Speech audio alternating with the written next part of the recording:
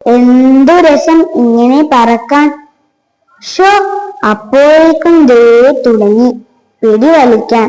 നീ എന്നെ പറക്കാനും സമ്മതിക്കില്ലേ? കഷ്ടം തന്നെ. പട്ടൂസേ, വല്ലാതെ മുകളിലേക്കൊന്നും പോകല്ലേ, കാറ്റടിച്ച് ജലദോഷം പിടിക്കും. രാത്രിയാവുമ്പോൾ വേഗം താഴോട്ട് വരണേ.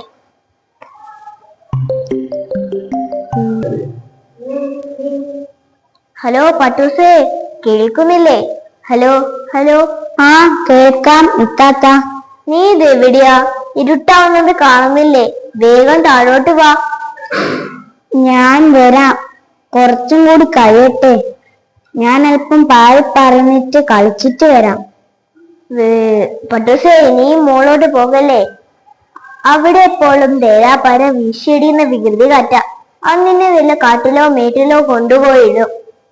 ഇല്ല ഇല്ല, ഞാൻ പാറിപ്പറന്ന് തരുമ്പോഴേക്കും ഉറപ്പായും തിരിച്ചു വരും. പട്ടൂസേ, നൂല് മേലോട്ട് ഇങ്ങനെ വലിക്കല്ലേ, അത് അപകടമാണ്. ബേജാറാവാണ്ടിരിക്കി, ഞാൻ അല്പം കളിച്ചിട്ട് വരാം.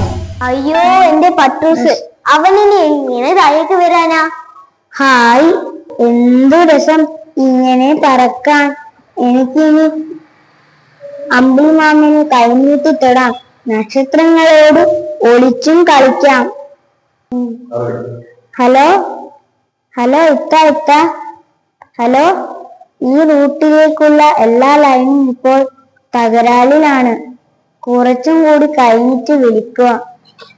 അയ്യോ, ഇനിയിപ്പോൾ എന്ത് ചെയ്യാനാ?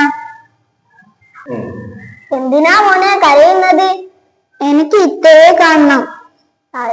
അവന് എവിടെയാ അവളുടെ വീട്? എനിക്കറിയില്ല. തേങ്ങയില് അവളുടെ വീട്. അവളുടെ ശബ്ദം മുറിഞ്ഞു പോയി. അറിയില്ലേ? ഇനിയിപ്പോൾ എന്ത് ചെയ്യാനാ? ഹലോ മേടക്കാറ്റല്ലേ, ഒരു സഹായം വേണല്ലോ. എന്താ വേണ്ടത്, പറയൂ. ഈ പട്ടൂസിനെ ആബിദ കുട്ടിയുടെ അടുത്തെത്തിക്കണം. അതിന് അവളുടെ വീട് എവിടെയാണ്? ചേടാ, അതാണിപ്പോ നന്നായത്. നീയല്ലേ എല്ലായിടത്തും മൂളിപ്പാട്ടും പാടി കയറി ഇറങ്ങാറുള്ളത്. നിനക്കറിയില്ല അവളുടെ വീട്? ഒന്ന് ഓർത്തു നോക്ക്.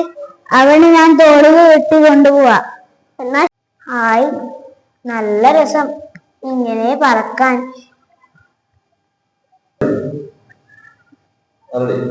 എനിക്കൊരു പാട്ട് പാടി തരാമോ?